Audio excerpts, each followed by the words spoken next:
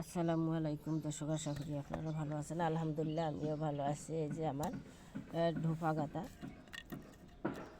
বীজ, এই যে ধোপা গাঁদার বীজ, এটা রেখে দিয়েছি। এটা শুকিয়ে রেখে দিব পটে আগামী বছরের জন্য। আর এই যে চারা করে নিয়েছি, মাশাআল্লাহ চারাগুলো খুব সুন্দর হয়েছে।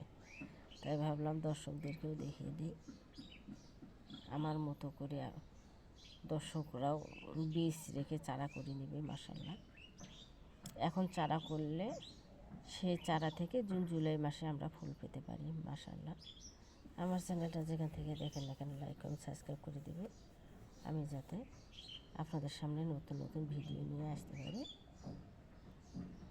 তাই ভাবলাম দর্শকদেরকেও দেখিয়ে দিই।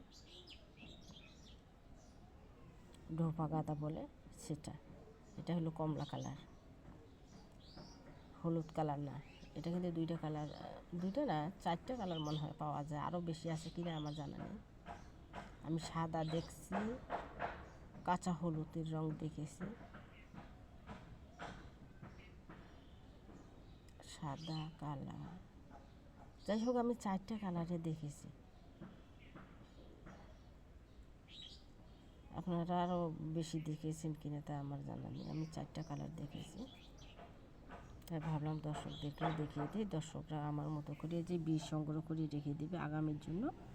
আর এখন বর্তমানের জন্য, এখন তো ফুলগুলো নষ্ট হয়ে শুকিয়ে পড়ে যাবে, এই ফুলগুলো দিয়ে চারা করে নিব।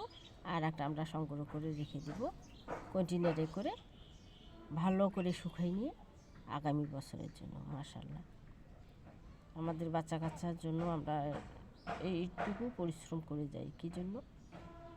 বাইরে বের হওয়ার মতো জায়গা নেই, বাচ্চারা স্কুল কলেজ থেকে এসে একটু বাড়ির চারপাশটা একটু ঘুরে বারান্দায় উঠান আঙ্গিনায় দেখতে তাদের ভালো লাগে, যার কারণে আমাদের সামান্য একটু কষ্ট করতেই হয়। মাশাআল্লাহ।